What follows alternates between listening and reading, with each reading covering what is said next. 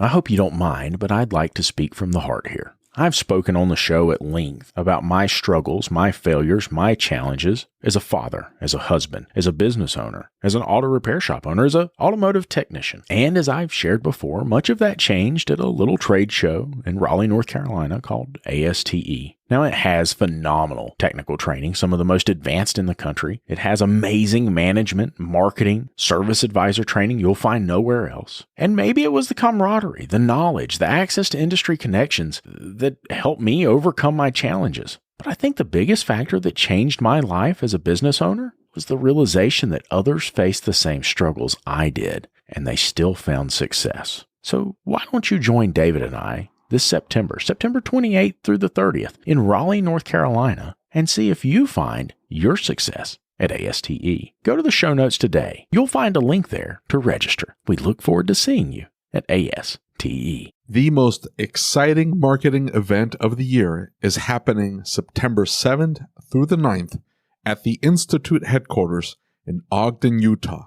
The Marketing for Auto Repair Shops Conference, also known as MARS. This conference is going to provide you with the marketing knowledge and strategies you need to take your auto repair business to new heights. Over the course of 3 days, the Institute has put together a lineup of industry experts to cover a wide range of topics, including getting your website AI ready, launching customer referral programs, leveraging data for targeted marketing, crafting effective marketing strategies, maximizing social media for your business, and adjusting your marketing approach during challenging times. Lucas and I will be there, so make sure you join us at Mars. Don't miss out on this incredible opportunity to revolutionize your marketing strategies. And one more thing, Mars is limited to just 100 attendees, so make sure you secure your spot by clicking on the link in the description. And now, on to this episode of the Changing the Industry podcast. The cool thing about Jade is that Jade has a different subset of experience, right? And so she worked in the medical field and she worked in a vet's office. So things where people are like super emotional and upset don't faze her. And she's just like, but your car's broken. This is how much it costs to fix it. Here you go. That's actually nice. We've had a couple of criers work for us. Boys. And if the customer got upset, they got upset. Did you know David's a closet crier? I can see that, but I'm a closet crier. I get in the closet and cry. And why did I open a shop? This is such a bad idea. What the hell was I thinking? I think that's mandatory, isn't it? Yes. So cry in the closet? Yeah. Yes. I don't know. So we had a conversation a while back. I'll introduce Ashley Joe and Jeremy Bloom from, I don't know where, Oregon. I know Oregon. That's it. Astoria, Oregon. Oregon. I thought it was Board, Oregon. Board, Oregon? Well, I'm from That's not a Boring, thing. so maybe that's where you're getting that from. That's what It's it better was. than Wyville. Whiteville. I don't know. Whiteville, Tennessee. Whiteville. It's Whiteville. No, it is not. Tennessee. It's But you call it Wobble. Whiteville. God almighty, you need some redneck training. Oh, no. We're talking about service advisors. What about them? Well, I'm trying to put context to the story. We're talking about service advisors. Yeah. And he was asking, should you hire a service advisor that has experience or should you hire someone that doesn't? Depends on what you're looking for. Basically, should you promote from within? Do you try and make a service writer, or do you try and find somebody? Because they're kind of tough to find. But backstory, we've done all three. Have any of them worked? No. Loretta's been with us on and off for yeah, right. Loretta's been with us on and off for 8 years. Okay. This is the first time that she's been with us full time for very long. But in the past, the people that we've hired that were service writers were like, they did not fit our company at all. They were like car salesmen, didn't have like the small town feel, didn't have any empathy. They were just kind of terrible. And then the people that who was it? Oh, Tim. We promoted Tim from within, and he was actually pretty good at it, but he had some home stuff going on. So that didn't work out. The thing is that it's a very, very unique skill set. And so bringing somebody from back of house usually they don't have that the skill set that makes them good at that, because they're two different types of people. They're two different types of skills. Now, they might be a great estimator and be able to do that. They might be able to throw the estimate together, get the estimate right, and the whole 9 yards. But being able to communicate what a car needs to a client, that's why service advisors were around in the first place, right? Is because the technicians weren't necessarily that good at it. So I hated all of that and decided that I wasn't going to have a service advisor. And so that's what we did. We got rid of that whole concept of calling and presenting. We don't do that at all. What do you do? We just send them the estimate. And you just go from there? Well, they get a DVI. Yeah. You set the stage up front. Hey, I'm just going to let you know we're going to inspect your vehicle. We look at the entire vehicle just so we get a game plan the vehicle needs. We do it with every single vehicle that comes in the door. You're not special. Oh, okay. Give the keys. Then they get a text alert. Hey, your car's been checked in. We'll let you know when we start the inspection process. Then they get another one saying, hey, the car's being inspected. I should put the cap on that. The car's being inspected. We write up the inspection. Lots of pictures and brief notes. Turns out his technicians write dissertations on the notes. And they're so long, they've written them and then have them ready to copy and paste into the inspection to write a book, essentially, about everything they need on this particular vehicle. Are there footnotes? What's that? Are there footnotes? I'm sure there are footnotes, like the main section, and then they get, So we, recommend service, or, fluids needs to be serviced. You keep it brief, because it turns out nobody reads the notes. They just look at the picture, and the picture says it's red. That's it. I really hope nobody listens to him. And from my experiences, they don't, right? They skip past his voice. They can do that all they want, but I'm just telling you right now, our AROs were within dollars of each other, and I did no calling and presenting. Look, so what happens? We don't call and present hang on. Really. Hang on. I have to say this. I had to knock on wood because It's like my ARO so far this year is flat. No, that's not what I'm talking about. That's not what I'm talking about. I'm just hoping that neither one of us gets sued, so I have to prove that the notes on my repair order keep me out of trouble better than the notes on your repair order. I'm not keep you out of trouble. Like, you can put if you're doing a state inspection, fine, put them in there on the state inspection. But it is asinine to put a 45-word note into this box here. The customer's not going to read about the need for cleaning off the oil that may cause a fire. I don't know what you're putting in there, because I guarantee you there is no amount of note taking that is going to completely absolve you of all liability. Of course not. But well, then what's the point? What is the point? Saying, well, I'm not going to get sued for if it catches on fire, but if it goes careening into a ditch, I forgot to put that note in because I hadn't thought of that, and I hadn't had a lawyer review it. So what am I going to do? You just carry really good general liability insurance, dear. That's what you do. Anyway, I'm right here. Is that why you price shop it? I do not price shop it. I've been with my insurance guy for forever. Okay. He's not very good either. He doesn't listen to this. He's a nice guy. He's a sweet guy. He's a customer. And so you kind of you're stuck. Anyway. So I have a question. When the customer calls and says, hey, I want to talk to somebody about this quote, you just say, look, I sent you a picture. Yes, that's exactly what he said. Look at I don't say it like that. I don't say it like that. Did you look at the picture? Yes. You're right. I don't know what I'm looking at. I don't know what I'm looking at. I'll say, okay. Well, see this broken. See the part with the circle? That's broken. They're like, okay. Yeah. It's not supposed to be like that. Anyway, it's $268.99 to fix it. And they're like, oh, okay.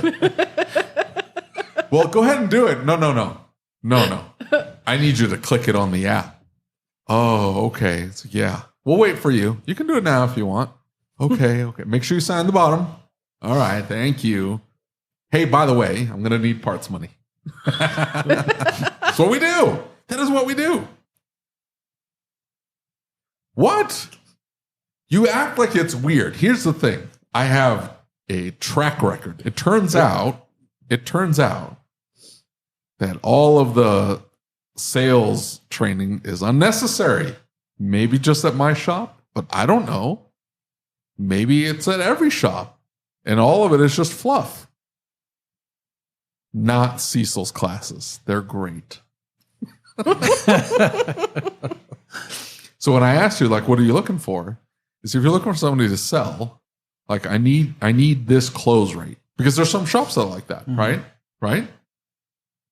You don't get mad at me. I'm not disparaging you in any way, am I? Was I mean to him? I'm not getting mad at you. I just think you're such an idiot. In awe. He's in awe right now. I just don't want to like say something mean to you now because like all I can think of is God, this dude's an idiot. You can say that, but I've got proof. I've got hard numbers. It works. I don't have to call and sell anything. Then I have to start like, he's trying to sell me something I don't need. So, dude, I sent you pictures and an estimate. You can hit no at any point at any point you can hit no. So what are we doing here? I'm not upselling a thing like your boy over here, the Canadian guy. I'm not upselling a thing. I don't upsell. Oh, that was an interesting article, wasn't it? Anyway, so if you're looking to hire somebody that wants to sell, that's a very specific skill set. And that's what you want is I want this close rate in this much work estimated on average in this close rate. And I will find the cars. So I'm going to bring in 50 cars. Every car needs to have $4,000 estimated on average. And I expect a 60% close rate or a 40% close, whatever the number happens to be. If that's your business model, then you're going to hire a very specific type of person. And that person's got to hit that close rate. And the ARO is going to be what it is. But as long as the numbers all work out, it's going to be. Cecil says I should just hire a shop manager. I shouldn't hire a service advisor. So that's the route I did, right? I mean, we don't call everybody's a manager because they're all on salary. And technically, they're all managers. They are managing things, just not people necessarily, but they have things they have to manage. If you have for the Department of Labor that much, you're not so sure yourself. No, I am. Trust me, I am. What was the discussion we had at lunch today? They're not managing; they're manageables. They're what? Did I say that? Yeah. I didn't say that. Yeah, I didn't want to name anyone. I don't know what he's talking about. Anyway, so they're all managing stuff. Anyway, I need a person that can check in the vehicles and can, without any hesitation, ask for money without having fixed the thing. That's a specific skill set. That is. It legit and Jade is. would be legit at it. She would be really good at it. And they're like, hey, so thanks for the approvals. Because I love that. Green, green, green, green, green. One red or one black. I guess it's black, isn't it? Yeah. Green, green, green, green. One black. I love that. And then you dump it all into the RO and it pops up $3,800. And then he gets on the phone and he's like, hey, appreciate the approvals. I'm going to need $2,200 down to get started.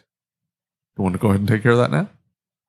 And that's it. And he does it like, he doesn't care. Like where I would be like, don't change your mind. No wonder you thought the other service advisor was going to be so good. You just like it. Here's what happened with the other service advisor.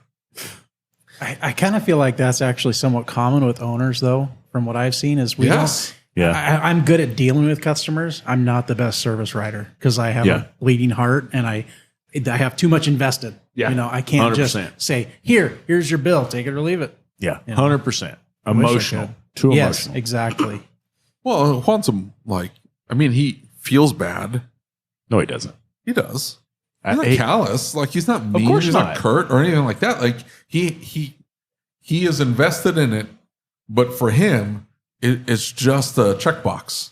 Did I check it off? Yes or no? And then he moves on with his day. Yeah. There'll be another car. There'll be another opportunity. It does not. He does not put emotional weight on that discussion. I see. Oh, we didn't get that sale. My business is going to fail tomorrow. And I'm going to have to go back to work somewhere. This is awful. Lucas, can I have a job? Lucas. No, I'm broke too. Yeah. Mm-hmm. So, you need to decide if that's the person you want to just, hey. I'm just I'm just envisioning the conversation that's going to happen after Cecil listens to this episode. I'm going to set him off. He's not going to like it. But here's the thing. Like, I have found that presenting things, the customers don't understand anything you're saying to them. Like, sway bar links are worn out, the struts are leaking, tires are unevenly worn, you're going to need alignment. Looks like your oil cooler's leaking too. So to take care of all that, it's going to be $2,400.68. Would you like me to take care of that for you today? I don't know what you're saying. So that whole process, I think it feels icky to me. I've had to do it. I don't like doing it. And I found, turns out, entirely unnecessary because, this may have been necessary 10 years ago, 20 years ago, 30 years ago, for forever and backwards. The consumer's different now. I can see that. I can agree with that. It comes in waves for us. We'll have, like, all summer, we didn't even hardly talk to anybody on the phone. Mm-hmm. We just sent stuff. They approved it. It was great.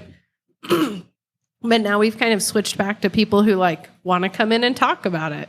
And I'm like, I don't want to talk to you. Just look at the picture. Call and they want to have that conversation anyway. They call up and they're like, I don't know what this is. Tell me. And then they're like, I still don't know what it is. This is a $3,000 bill, sir. Yeah. You want to go ahead and take care of that now? Here's the thing is that I think that right now we've seen some change. Right, we've seen a little bit of development in that area where people have maybe they feel a little more pressure, so they want to know a little bit more about what's going on. Yeah. Right, and they want to know that they're doing the right thing for their car. We've got clients, and this is really up to them on how much engagement they have with us. We've got clients that just want it texted and emailed to them, and they just deal with it. Mm-hmm. And then we've got clients who want to talk to somebody, right? And I've got a lot of clients who that is how our brand was built, is that I'm counseling them on what's going on with the car. And that's why I call them service advisors, because it's our job to advocate and advise them, right? For me, I spend a good bit of time, like if I'm in the shop, I spend a good bit of time developing an estimate in such a way that it's like, hey, this is Lucas's list. And so it has L's on it with a little apostrophe or something that indicates, hey, this is us. And this is the things that if it was my car or my wife's car, this is what we'd be doing. That's a good idea. And this is why I do this, right? So I'll take a few minutes and I'll go over it. These are the things that are important to me as a professional. And it would be something I do on those vehicles that are mine to make sure it stays safe and reliable. These are things I just want you to know about. They may come up down the road. This is not something I'm worried about right this minute. But this is my way of showing you and educating you about your car. How is it when I envision that I see a L with a heart around it? Oh, that's a good idea. Emoji. None of what he just yammered on about is scalable. It's not scalable. It's got to have Lucas on it, and if Lucas isn't there, didn't we decide early we aren't going to scale our businesses? You just said the other day. No, scalable in the sense that, like, dude, we just had in here is doing 90% of the work that isn't like actual wrenching. He's doing the diagnostic work. He's doing the service advising. He's checking in the cars. He's calling the customers. He's selling the work. Like, holy crap. How do you have time to do anything else? Like, that's your entire day. Yeah. And he's like, oh, I stopped working at 5. I used to work all day long. It's like, well, yeah, I get it. But if you need to take yourself out of the business and say, I don't know, go on vacation, or, hey, we got to go record a podcast in Utah. Who's going to do this Lucas's list with Lucas isn't there? It doesn't make any sense at that point. But the thing is I've got a team that's able to do that without me. Yeah, it's called green, yellow, red. Hey, I'm just letting you know if it's in yellow. If there's 25 reds. If it's 25 reds, it's 25 reds. Last time I looked at your car, it was like, oh, shit, man. My car? My car's in great shape. What are you talking about? Did you ever get the big dent in the back of it fixed?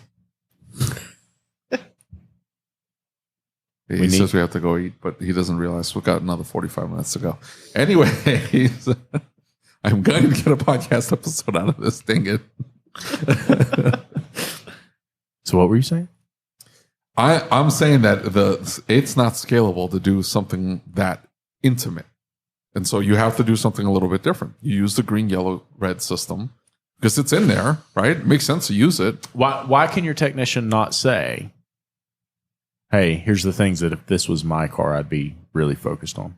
You put that in as the philosophy in part of the inspection process. Well, I like that. Well, that's what you do up front. Everybody understands, like, hey, what does yellow and what does red mean? Like, don't just make it all red. It's like, hey, can this wait? Then make it yellow. If I have to come out and ask, I'm mad. Hey, can this wait? Yeah. Why'd you mark it red? Trick question. Every single time. It's a trick question. They don't know it. They will now. They listen to the podcast in the shop. Then they get mad at me at things I say. Why are you mad at me? Yeah, I was listening to this podcast episode. Which one? Episode 32? It's like, dude, I don't remember what the hell I said in episode 32. You say some pretty nasty things about your people. Nasty? No, I love my people. Are you kidding me? That's his way of showing love. It really is. That's his words of endearment, right? That's his love language is hate. I don't know how that works out, but it does. I mean, it's fairly effective. Do you guys require a phone call? To the customer? Yeah, we typically do. I like to No, we don't. We just send it, and if the customer doesn't call it with it by like the next day, then we call them. I have never had more ass chewings than when I do that. If I just send it, people get so because you're not telling them up front. It's up and down though. Sometimes people are like, "Yeah, I saw it. I'll get back to you." You know, I don't know. But remember Adam Rath. Adam Rath's like, hey, listen, if they've not approved in an hour, we're calling them like, hey, what's going on? Hey, what's going on? Typically, if they're not, it's not an hour for us. It's usually like 2 to 3 hours. If we don't see approvals coming in 2 to 3 hours, they don't have the money for it. They don't have the money for it. That's legit. Yeah. For sure. And so you see what you do. What shop management system do you guys use? TechMetric. Oh man. Sorry, you guys. Anyway, so we have the ability to see. Okay. We still love you. Yeah, we'll just edit that out. You so asked. if we This is your fault. you say just for next time you say I'd rather not say and we move on. That's what you do. Hey, you don't just blurt out. You know what you should do? Every time you ask it, you should have your finger on the button for the beat. Shopware. Yeah. It's like, what shop management do you say? Shopware. That's a damn good idea. So on the subject of the DVIs and all that, though, how often do you guys run into issues with, somebody brings their car in for an oil change? New customer, never seen them before. They bring it in for an oil change. Okay, so we do a full inspection on it, present all the problems to them, and they're like, I brought this in for an oil change, and you're telling me I need $3,000 worth of work, and they're pissed off about it and think you're just trying to 3 to 5%, depending on what we're working on. And would you shut up and let somebody else talk? No, you're wrong. 3 to 5%, and the 3 to 5% is only at one point in time, and that is when the advisor did not tell them this was going to happen. When the advisor doesn't tell you, hey, I'm going to look over the vehicle. Would you like me to make you aware of any safety or reliability concerns we see with the automobile? And anybody in their right mind, what are they going to say? Yes. No. Right? No, hang on. Hold on. On our digital inspection, we have courtesy clean and vacuum that people can approve. We have the courtesy inspection and we have quality check. In the last month, I would say at least 30 or 40% of people have declined all three of those, including the quality check. Well, here's the thing is that, so all of those are automatically on my tickets. Automatically on the ticket. And so when I tell them that, if they say no, I don't want to approve. I don't want you to alert me to any safety concerns. What do I know about this client now? Uh-oh. Yeah. I've got a wolf in the shop. I need to be careful with this one, right? The lady. We don't ask. The lady with the airbag story. I knew that's the whole way I knew. She's like, I don't want to know if there's anything wrong with the safety systems in my car. I don't care about any of that. Then why was she fixing the airbag? Because she wanted the light off. And we don't ask. Yeah. We just tell them, hey, if they don't want me to inspect, hey, I don't want you to inspect my vehicle. I'm sorry. We inspect every vehicle. It's just like we do too. Yeah, it's a liability thing for sure. Plus a CYA thing. Of course. Well, here's the thing though, is that the only reason, because I'm still going to do it, the only reason I ask is because I'm trying to find out what kind of client I'm working with. Yeah, but I don't know. I still want to inspect the vehicle. You're still going to do it, so it really doesn't matter that you asked. You're still going to do it. I still want to present it to them or send it to them so they can see the vehicle, and they can just decline the work. And if they call and said, "Sir, ma'am," like, you can just decline all the work. Well, we just need to let you know what's going on with the vehicle. Yeah, I have a professional responsibility to alert you to the condition of your automobile. That's my job. That's what I do. Now, on the, one of the things about, especially if you've got a newer vehicle, and I pull that car in, we'll run a lighter evaluation on a 2122, right? If it's below 50,000 miles and it's a 2122, we'll run a little bit lighter evaluation. Now, it still checks everything. Mm-hmm. All of the safety stuff, all of the big stuff. What do you mean by lighter? Well, I mean, my typical peace of mind is over an hour. It's because of the books you guys are writing and the way you guys are taking the pictures. It's goofy. I don't do it. I know you don't do it. Yeah, I did try to talk to Eric. He got butthurt. I'm just saying, change it up. It's weird. But the whole, I can't send the DVI and the estimate separate thing. We got to get that hashed out. I can't switch the set. I'm going to have to figure something out. It's going to be an issue. Of all the things you call weird. That's weird. I have to be able to send the DVI first. Can you guys send the DVI first? Mm-hmm. On its own, they check the DVI, and then you follow up with the estimate. No, well, you can send it separately, and then if the estimate is written already, they'll see that. So we don't want that, though. You send it the DVI before you have the estimate written? Yeah, very first, the minute we have the DVI, we clean it up, we send it. Yeah. So that way you can have them scared. So they're like, I see all these red marks. Yes. They see it, but they begin to think about, hey, this is what I need to do. They'll do a little bit of research on their own. They'll have some ideas. And so then they come back and they've already made the decision to approve it. So then when they get the actual estimate, it's not that big of a deal because it's like, I've already made up my mind. I really think I need to do this. They've already spent the money in their head. Right. Instead, when they look at the estimate, right, when they open it and they see the estimate, and that's what they see with it, it's like, oh my God, I don't have that kind of money. Right? They didn't have the chance to have a non-emotional response to it. They didn't get enough. They're looking, they open it up and they see the dollar amount. They don't look at all the reds. They just see the dollar amount and they're like, whoa, what are you coming at me with $3,000 for? Yeah. It's like, well, did you see all the reds? No, I saw $3,000. Well, you have to send the DVI. They have to look at it first, which is why we have it separated. Although we were looking at, he started floating or trial running, mushing it all together just into Shopware, not having the two separate systems. And trying to expedite it for the service advisors. So because one of the things that we're running into is it's taking too long to process, right? And when we're in a bigger shop, it's your notes and the way you take your goofy pictures. Dude, it can't be the notes. The notes don't take them any time. It takes Eric time. Poor Eric. He's the only one that does that. What does Terry do? Terry writes common sense notes that are just pretty basic, kind of what your guys put. Oh, okay. That's why Eric got so butthurt. Because you're a douchebag picking on one person who's doing it. Okay. How big are your notes? I don't know. They're pretty short for the most part. For They're the inspection, Yeah, I make him write pretty detailed notes on the diagnostic anymore, though. And it's funny because now we look back on things like 2 years ago and we're like, what the fuck are we looking at here? Yeah, there's no information here. Yeah. Well, and that's what we run into is like, hey, I want, if it comes back, or if it goes to another shop, I want them to be able to look at that and say, yeah. So we write it for other shops. That's exactly right. But that's different now. That's not an inspection. If they're paying me for diag, I want a book. We have inspections for the diagnostics. So like there'll be a drive test inspection. There's inspections for teardowns and stuff. So that stuff's all saved as a separate inspection in our system. And I do typically write books for that anymore because, like she said, I'll go back and I'll look at something. Something comes back a couple years later, and I look at it, I'm like, I don't even know why we replaced that. There's no notes. It just says that we replaced this component. For real. I have no idea why. Right, exactly, dude. That's tough. Well, when we were smaller, it was easier because there weren't so many people to try and like keep straight in your head. I know. I still remember though. I still remember. You remember all of it? Yeah, I remember it's like a scar.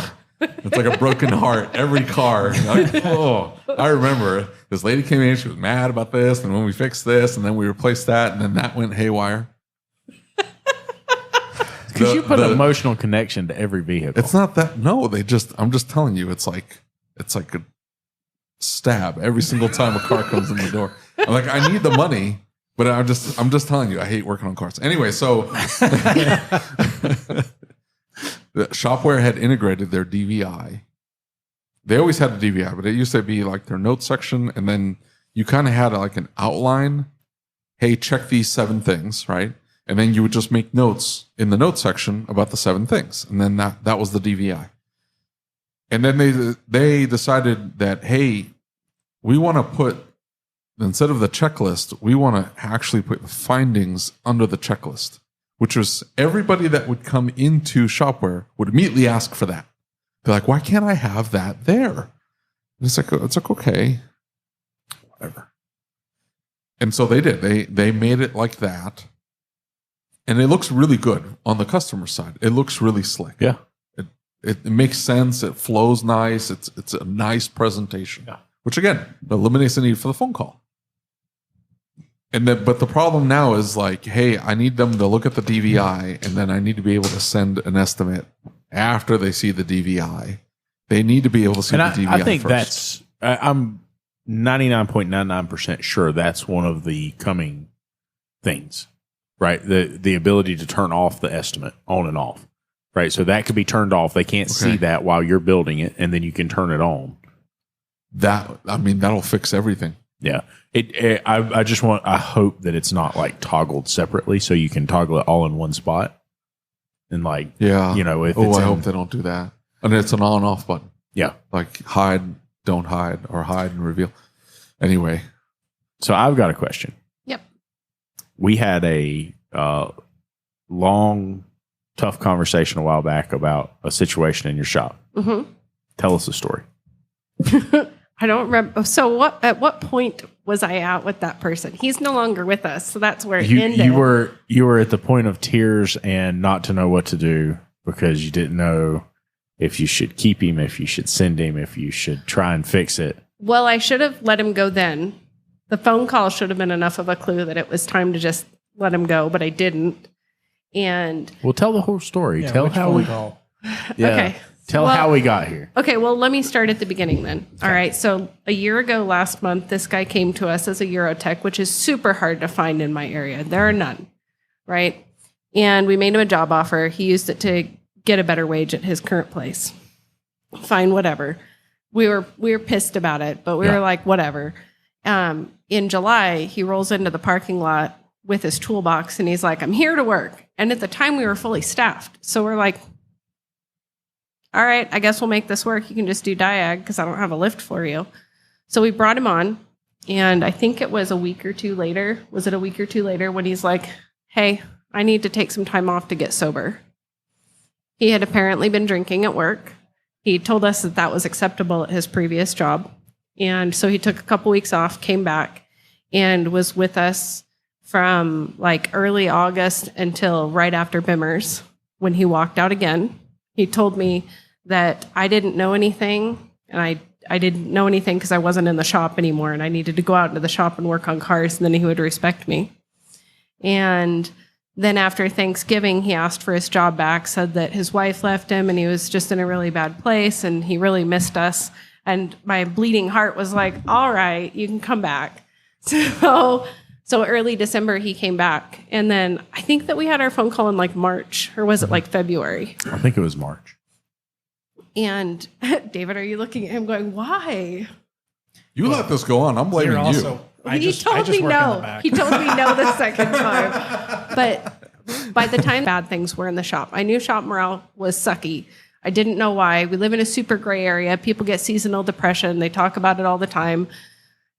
I didn't know that he was the cause of the really bad morale. I didn't know until the person that I brought to Vision that moved out here from Maine put it on paper in his resignation. And shortly before that, another technician quit, and he's like, I can't work with this guy. And he's a little bit, like he had some stuff going on, so we weren't sure if it was just like a maturity thing or if it was like actually bad stuff. How old was he? The one that quit because of it? No, the one that had already quit, not the resignation letter. The first one. So I think he's 24. Okay. So young, kind of got yeah. stuff going on at home.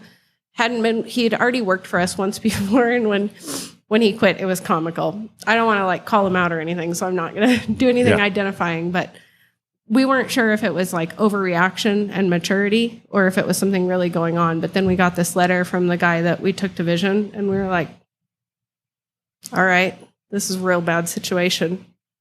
The one that no longer works for us, he had told the service writer in the office to get in a car and to back it out into a spot in the parking lot. I'm like jumping around. Sorry, there's a lot. And he didn't adequately explain to her that the brake pedal was not in the car, and she didn't have the foresight to look down and see that there was no physical brake pedal. So she turned the car and hit another car in the parking lot, which caused an insurance claim. They asked him for a drug test, which he failed. And then he passed clean in 2 weeks, but then he failed the retest because they came to talk to me about renewal, and they were surprised that he still worked there. And so we had to retest him, and he failed that one. And instead of waiting to see what came back, which eventually came back clean the second time, he blew my phone up, blew his phone up, and resigned. And I had already told him he couldn't come back. He was emailing me, or he was texting me at 10 at night, 11 at night, 5 in the morning, talking crap about all the employees, talking about how they didn't deserve to be there, talking about how we'd be so much better off without all of them. After he quit, I contacted the 6 people, I think, that left in the time period that he was there. And you lost 6 people? Mm-hmm. Over this one tech. No. How much time? A year? No, not a year. Not a year. Between August and March. 6 people, 6 technicians. Not all technicians. What? Not all technicians. Some of them were office people. Oh, yeah, some of them were office people. You lost 6 people. Yeah, some of them weren't there very long. But yeah. But still, 6 people, right? All of them identified him as the cause, a big part of why they left, specifically him. So I reached out to a couple of the interns that we had over the summer that didn't end up staying on. And I said, hey, I want to let you know I'm sorry. I didn't know what was going on. Nobody told me directly, and I didn't see it. I wasn't in the shop enough to see the things that were going on. Sure. That takes some serious guts to do that. So kudos for doing that. And that had to hurt, right? Yeah. That had to suck. And we sit in here and we listen to that panel yesterday, and we hear how frustrated the technicians get with owners. But I don't think that many technicians realize this is not uncommon. It's not uncommon, no. This happens to shop owners quite a bit. What's the structure in the shop? Who's the shop manager? Who's doing the front work? Who's doing the back work? You're a technician, technically, right? Yeah, technically. I do a lot of diagnostic. He's working more in a foreman role. Then he does diagnostics, but he supports the technicians more than expedites. Make sure they have the right parts. Make sure they don't get. I can't get anything done. Every time I walk through the shop, it's hey, come here. Yeah. Look at this. Okay, so you're in the back, making sure the technicians Mostly, are. And then who's you were in the front and not in the front anymore, or I'm in the front. Yeah. Okay, so you're. I actually didn't realize until after he left that I was actively avoiding going into the shop. Yeah. I was a week or 2 after he was gone, and we've had how many people came back? 2 people came back. One might come back after he left. Yeah. And I didn't realize that I had been avoiding going into the shop. Being at the shop, I was pretty miserable for the last couple of months, but physically going into the shop and being around him, I was actively avoiding it. So I in my case, I went through the same thing with the tech, and I've told the story plenty of times. I'm not going to go back all through it, but I went through the same thing. Start from the beginning.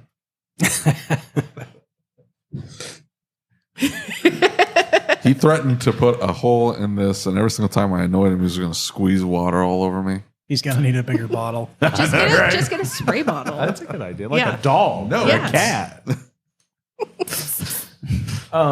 But it was very much the same thing, right? I didn't want to go into the shop. I put my blinders on. I was trying my best to avoid it. I thought, he's a good production tech. He's getting stuff done. A lot of what he did came back, and I always came up with a reason that it was coming back. I never, ever just said, look, he's just got to go. And it was really because I think at the end of the day, the reason I held off on it is because he was so toxic. I knew what it was going to be. I knew he was going to flip out. I knew he was going to go haywire. I know there was no doubt in my mind. My coach was telling me, this dude's going to go crazy. You might even want to call the sheriff's department before you fire this guy. Right? And he did. He scared you No, in he the didn't firing? scare me. It was that Well, why even bring that up? Like My you point- just call him and I say, think- "Hey, you can't be here anymore." my point is that it was a situation that I just wanted to avoid. Right? It wasn't like the shop wasn't actively, in my eyes, burning down around me. It was.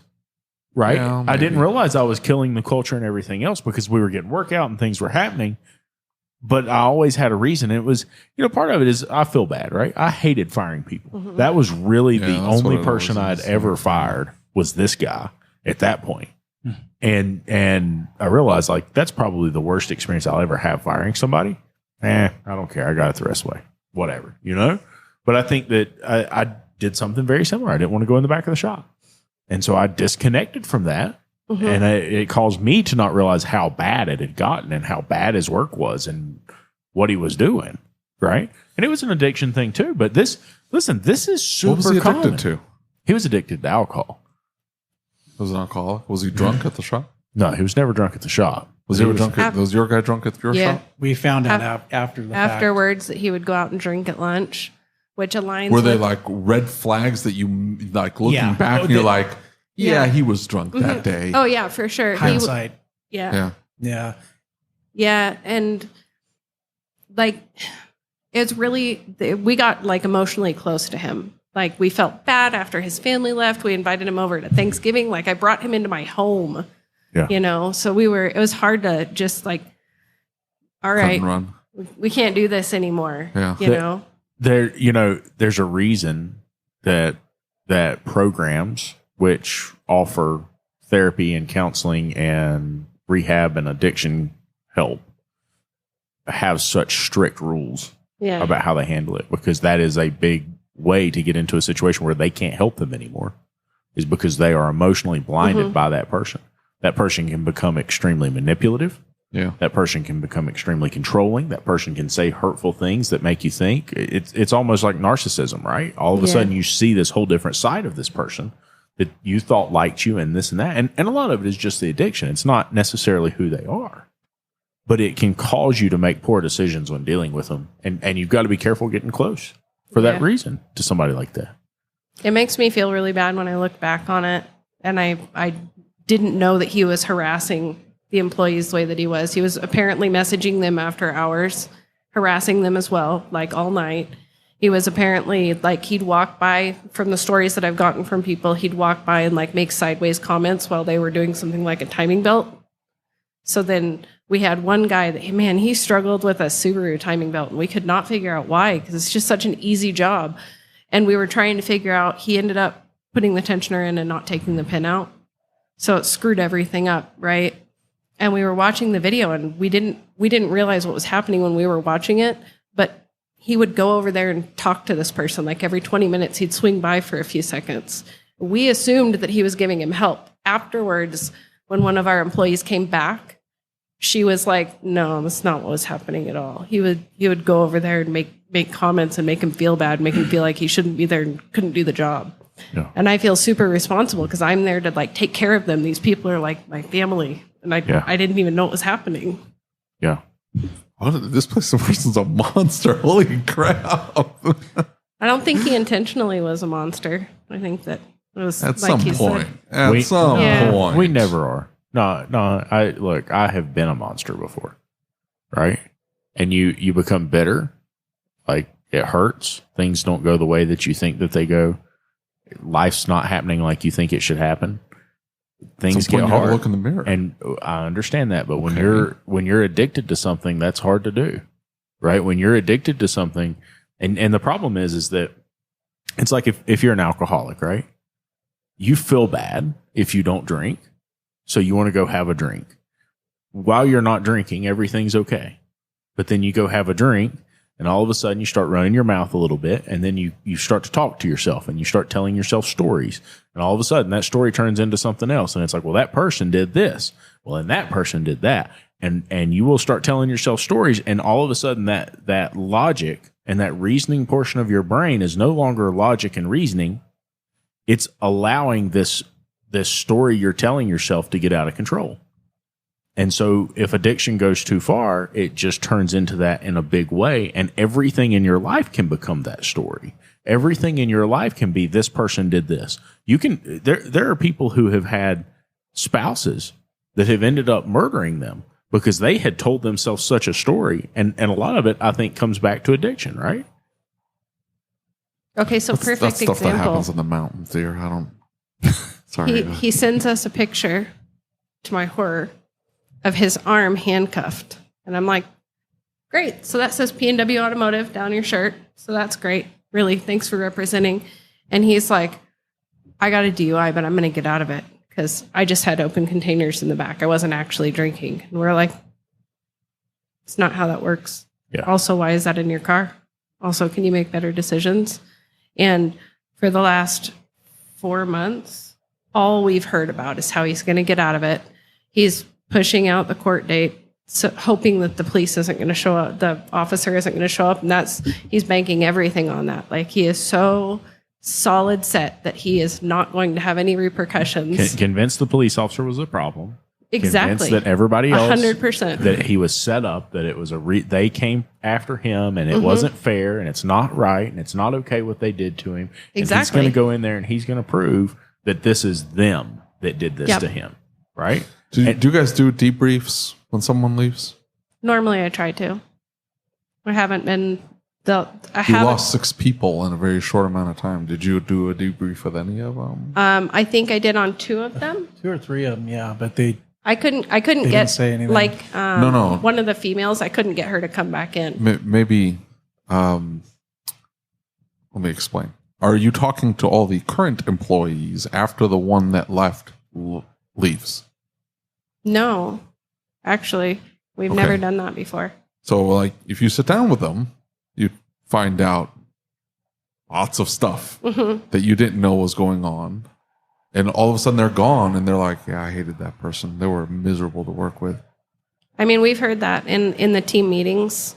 We've heard that, yeah, since then. But we didn't sit down with them with the intention of not finding together. out what was going on. The problem with together is that they don't say things in a group setting that they will tell you one-on-one. They don't ever. So you have to sit down with everybody that, hey, after, what's his name? We'll call him Bob. Hey, when Bob left, hey, Bob's left. You know, anything we need to talk about? Is everything okay? Any questions, concerns, comments? Like, let's talk about this. No, everything's good.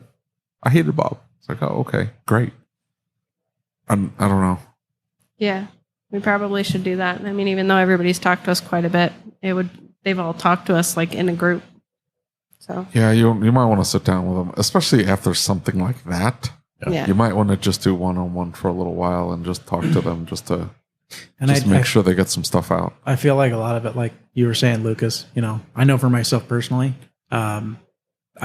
everything that went wrong, I had some kind of excuse for it, some rationalization, Oh, yeah. some kind of Every single time. that wasn't his fault because We fought a lot that between the two of us because it I'm caused on a the lot of front problems side between going, us. all right, and I didn't look at his comeback rate until after he left. And the last month that he worked for us, was it 24 cars came back?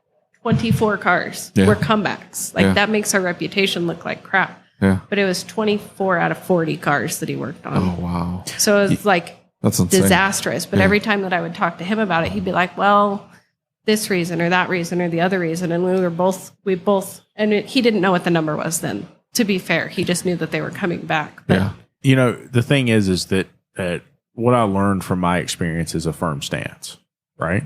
And so I went through a situation a while back where we had a technician who worked for us, super great guy. I mean, fantastic human being. Had a lot of stuff going on and lots of issues. And the thing is that we had a firm stance, and it was, we're going to talk about this. Tell me what's happening. Tell me how it happened. Number 1, mistake. Okay. We all make mistakes. Help me understand. Let's talk about it. How are we going to prevent this? And in that case, information was falsified. No ifs, ands, or buts about it. Information was falsified. You clicked a button that said you torqued the lug studs. You didn't even put the lug nuts on it. yeah. There's certain things though you've got to make one and done. I agree. That would have been hey, I'm gonna let this one go.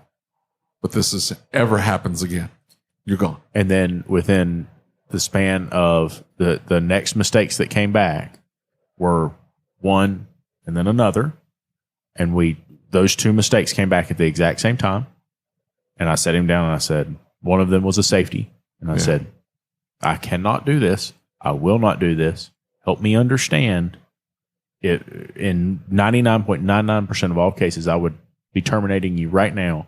I'm willing to develop a program and a system, but we're going to have to do something different here. And everything you do is going to be quadruple checked by somebody else. We're going to make sure this doesn't happen again. He left the bolts out of the brake caliper. Bolts weren't even in it. Jesus Christ. And so I said, this is not okay. This is absolutely 100% not okay. He said, well, I can't make enough hours, and that's why. I said, no, you're not making enough hours because we're not giving you work because we don't trust you. Okay?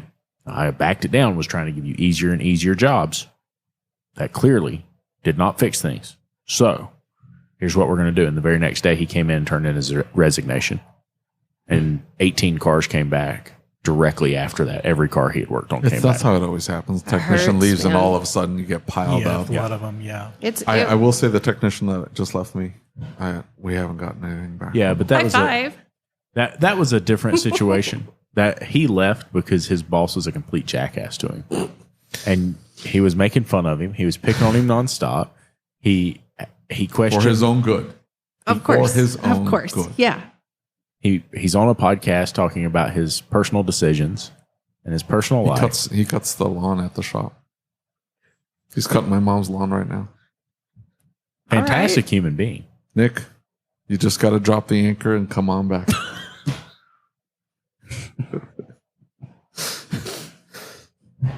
I might even give you a raise, Nick. I just want to point this out. I am to the point in my life.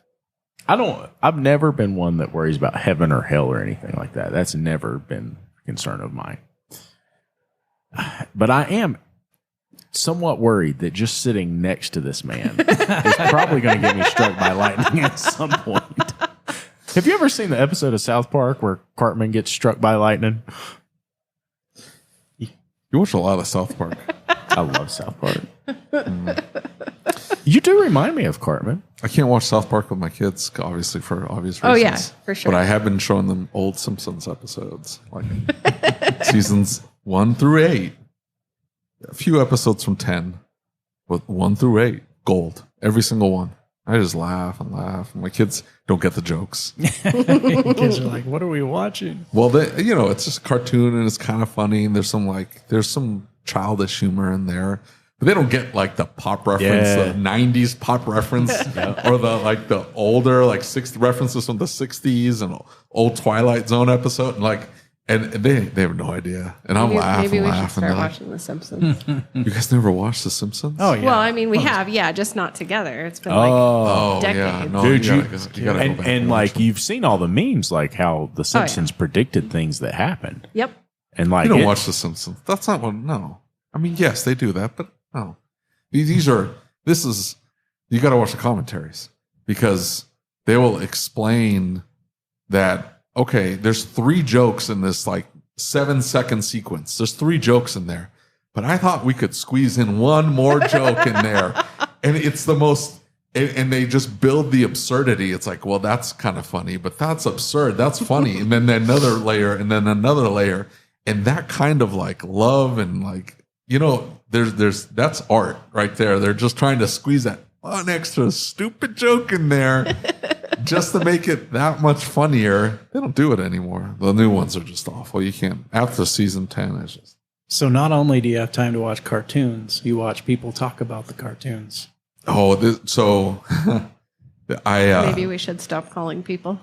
We'd have more time to watch cartoons. I moved from Central Illinois to St. Louis for a job. They offered me a position in St. Louis, and I took it. And so I filled up my Geo Metro with my TV, a recliner, and some junk, right, in the back. And I rented an apartment, and I had my little 19-inch TV, and I had my DVD, or I think it was a PlayStation 2 or whatever. I had that hooked up to it, and I didn't have money for cable or anything like that, so I watched episode after episode of The Simpsons, seasons 1 through 8 on DVD, and with the commentary, because you've already seen the episode, you know all the jokes, but now I want to hear the commentary. And just over and over, like I don't know, and you played the 3 or 4 video games you had, and that was it. Oh, to be young again. Oh, that was so much simpler. I look back at that and going, it was spaghetti or tuna melts every night because that's what you had money for. No, I would make spaghetti. Like, all right. Yeah, that would feed me for a week. Yeah, that would feed me for a week. Am I boring you with my story? My heart-wrenching story about The Simpsons and the commentary DVD stuff? Honey, if you thought that was what was going to bore me about the things you talk about, you'd be losing your mind. I had this guy come in. This guy looks like a nice guy. I don't know. What was his name? Exactly. You're a jackass for not asking. Anyway, he comes in and he's like, oh, yeah, we're here recording a podcast. Like, oh, I know you guys. You're that guy that calls everybody dear. Why? It's a problem. It's a problem. It's a real problem. Because, if you pay enough attention when he says dear, it's not. He's like, it's a term of endearment. It is a term of endearment. When he says it, it's dear. It's always in this way, like he's getting ready to tell you how fucking stupid you are. Whoa. No. Yes. No. Yes. Say dear to them. He's right. I can't help it. He's right. I'm He's sorry right. He's you've been insulted by my tone and usage of random words. I didn't also attack facial them. expressions. That is not. Listen, that is not. He's right. That's not what he was trying to do. It's just he was trying to convey without saying, I'm much smarter than you, that he was much smarter. That's all. Listen, I had one of my technicians, he's like, I was saying like, oh, so-and-so is mad at me, he hates me, wants to hit me if he sees me sometime, which is common apparently. And he's like, did you call him dear? I go, is that a thing? And he goes, yeah, nobody's told you? I'm like, no. He goes, yeah, it's super condescending. You shouldn't call people dear. And I go, I'm not trying to be condescending. He was like, well, I know that. Now that I know you, you call me dear. I'm like, I don't care. But if they don't know it comes off as super condescending. And I'm like, really? I can't help it, though. It comes out. I'm not trying to be condescending. You're just trying to prove you're smarter. That's when you do that. Like I'm trying to prove that I'm smarter? Yeah. How? It's not even... I opened a shop. Level 1 stupidity right there. I opened, not bought. So step 1, I already made a mistake. And then I decided I was going to put that shop in an area with 30 other shops. And then have no street visibility. Stupidity number 2. Like I can keep stacking stupid things I've done. The problem is that over and over. These stupid things have made you so smart. The rest of us just can't even. I just made a lot of mistakes. That's all. A lot of mistakes. Speaking of mistakes, are we going to do debriefs when we get back? Yes. Yes, we're going to do debriefs when we get back. Sure are. Well, that sounded like it sucked. Yeah, a little bit. That was just terrible. Awful. Yeah. Well, the minute.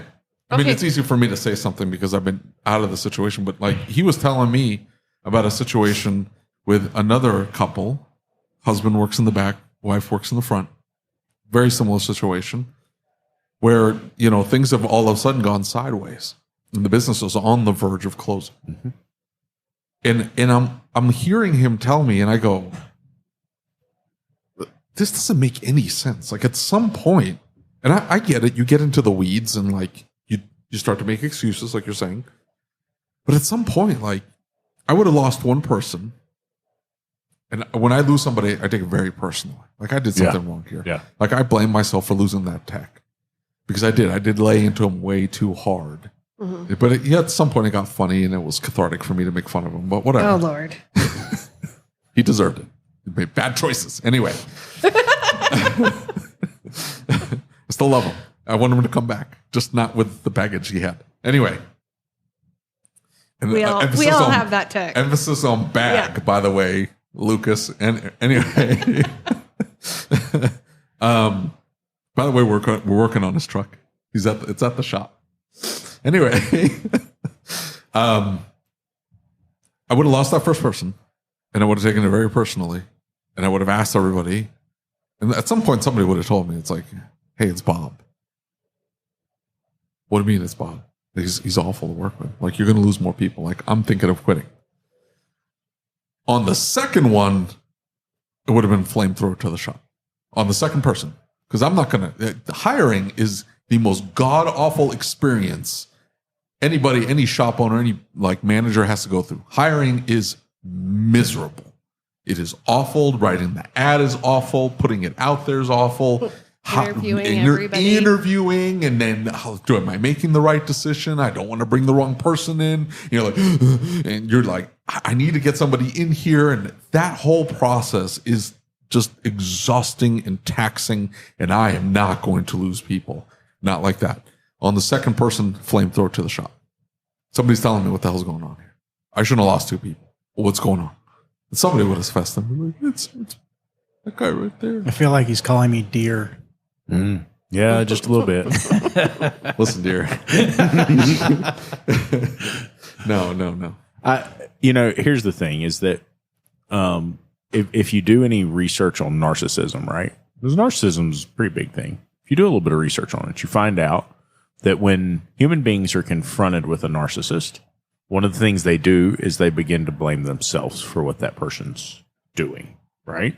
And that person can convince them by the things they say, because most human beings don't say mean things to one another, right? They don't say things to be hurtful.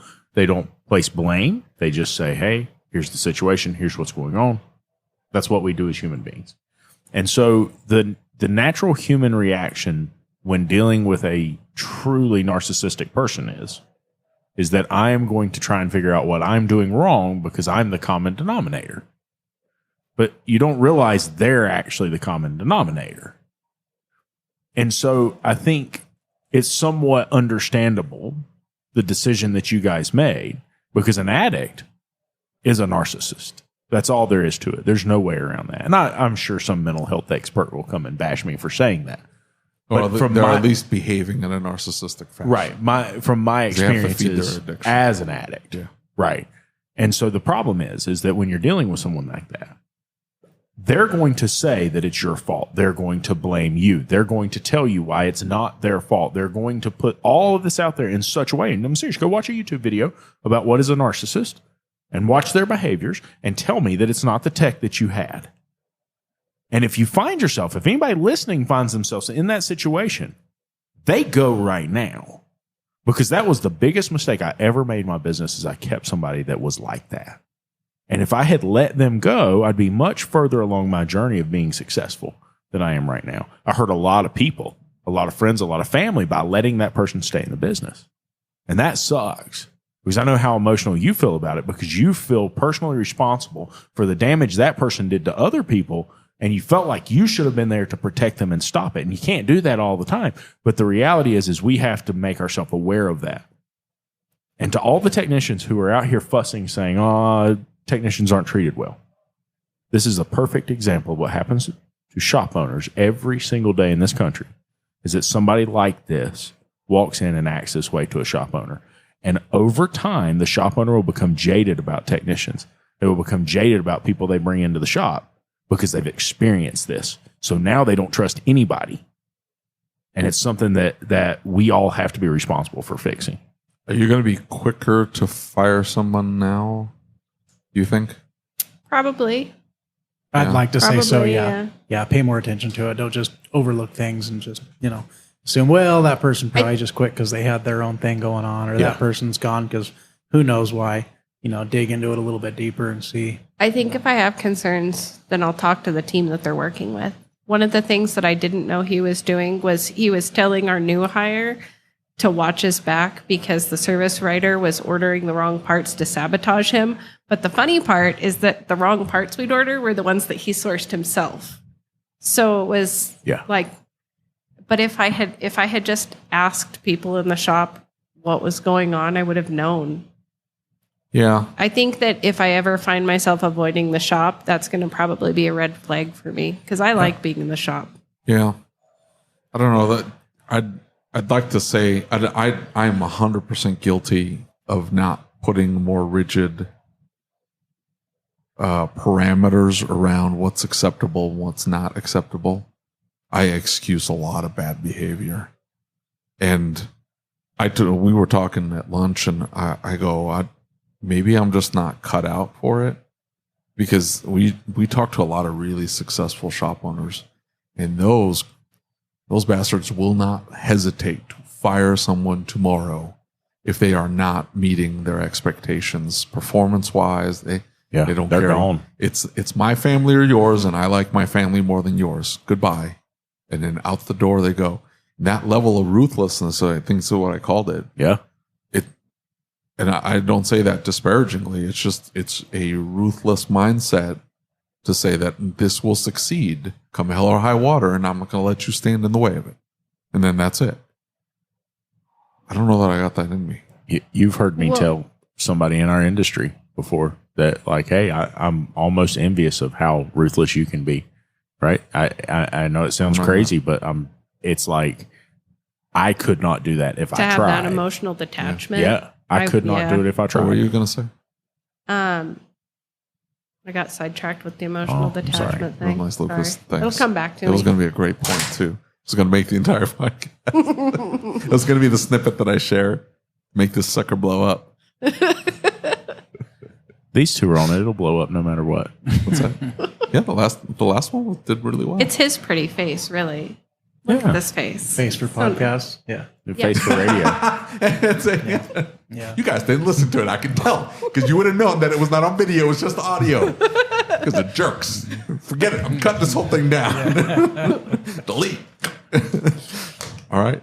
Thanks for sharing. We definitely listened to it. We've listened to the podcast a few times. It sucks hearing your own voice. I don't like hearing my voice. Yeah, you get over it. Trust me.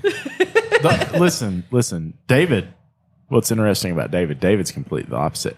He skips everybody else talking and he just listens to himself. So the reason why I do that, I thought he was joking.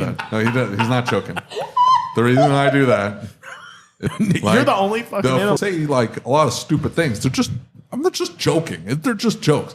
I've had to tell several people, don't take anything I say seriously. I'm just kidding. We don't. I'm glad. Yeah, I know, right? I mean, but you get these comments, and he'll sit. I don't get them. He gets them, and he's like, "Oh yeah, that dude hates you." What did I do? You said something about Land Rovers one time, and I go, he's not even joking. We all have though. You're gonna get us. You're gonna get us more hate mail. Yeah. You're going to get us more hate mail. That's what's getting ready to happen. Dude's going to be upset because we talked about it all this weekend, and I didn't mean this whole weekend we have dropped stupid comments on Landos in every single one of our recordings. So now when my service writer listens to it, she's going to be so upset. I think that's the one. Does she own Land Rovers? Oh, yeah. She loves them. Yeah, I do too. Oh, 100%. No, but she loves them because she likes to drive them, not because they bring us business. Well, he thought we were discouraging technicians from working on them. It's like, what, they break? Why would I discourage you from work? You want to fix cars? Land Rover's perfect place to start. And then Mini. What's one level above that? Jaguars are the worst. I think they're worse than Land Rovers. Flaming piles of garbage. We have 2 in our lot right now. Jaguars? Yeah. What years? Is it like the Ford Jaguar? No, we or have is 3 it Jaguar Jaguar? No, we have 4 because we have 2 F-Paces right now, too. Oh, no. Sorry about your luck when you get back to the shop next week. They're all junk. Right, I've never heard a shop owner be like so thrilled about the potential of having a shop fire. Is when the shop lot's full of Jaguars. Well, hate it for you. Got insurance. Throw a few Volvos in there. Volvo. I like Volvos. I love Volvos. Really? Yeah, I think they're so cool. Quirky Swedish cars. All right. Listen, dear. That cut me deep. I'm never going to do it again. I'm just kidding. The high school educator in my community was a Volvo Master Tech. And I said, there is no greater like skill set required for being a teacher than a Volvo Master Tech. And he said, what do you mean? I was like, if you can tolerate those things, there is no way 16-year-old kids are going to ruin your patience. Why people get so upset at Volvos? I don't understand. Like the wiring, the wire harness does melt or like flake away. I get that. Yeah, it falls, disintegrate. Yeah. They disintegrate. So that's a thing. But they do it on all of them. So it's like, well, okay, we got these weird like lights or whatever. But like if you go really old, they're all the same car, just longer versions of each other. They're just like slightly longer, slightly longer. They're all the exact same. The saddle tanks in the XC90s, right? The power steering. Okay, so when they decided they were going to stay in business, and the Ford bought them, and then they started like intermixing Ford and stuff like that. With the XC90, those were turds, yeah. And I could see, but then that becomes a Land Rover conversation where like, is this your first Volvo XC90? Is this your first Land Rover? I know, yeah, right? No, They all Bad leak. PTUs. It's okay. Don't stress. Yeah. There's always, just get a drip pan. It'll be great. if it stops leaking, please don't drive it. Have it towed in because that's out of its fluid. Yeah. It's not oil. But you tell them with the XC90s, they have so many issues and they stack up on top of each other. So if this is their first XC90, I don't care how good of a deal you got. I'm sorry, like this is going to turn into a $10,000 adventure. Mm-hmm. I had a really good client of mine and somebody that we've become friends. And we have a mutual understanding that I charge more than what he wants to pay. He's super frugal, but cool guy, right? Like it's good. And he had a Volvo, and it was the power steering idler deal where the gear would actually go bad and you have to disassemble everything. It's like a whole timing assembly. And so I gave him a price, and it was like $12,000, and he got mad at me, and he was not going to be my friend anymore. And he took it to Volvo, and he said, "Fuck that piece of shit." He's like, "They wanted $20,000." Like, yeah, I know. I told you, dude. What year was it? I can't remember. I'll go back and look. Was it one of the newer ones? No, yeah, it was fairly new, like 09 maybe. Yeah. Well. All right. You guys probably want to go eat. My tummy is grumbly. It's all David's fault. I'm sorry. Thank you for listening to the Changing the Industry podcast. If you enjoyed the show, do us a favor and leave us a review on your favorite podcast player. And don't forget to set it to automatically download the latest episode. Our efforts with this podcast, the YouTube channel, and the Facebook group wouldn't be possible without the support of our awesome sponsors. So please take a moment, check them out by clicking on the links in the show notes.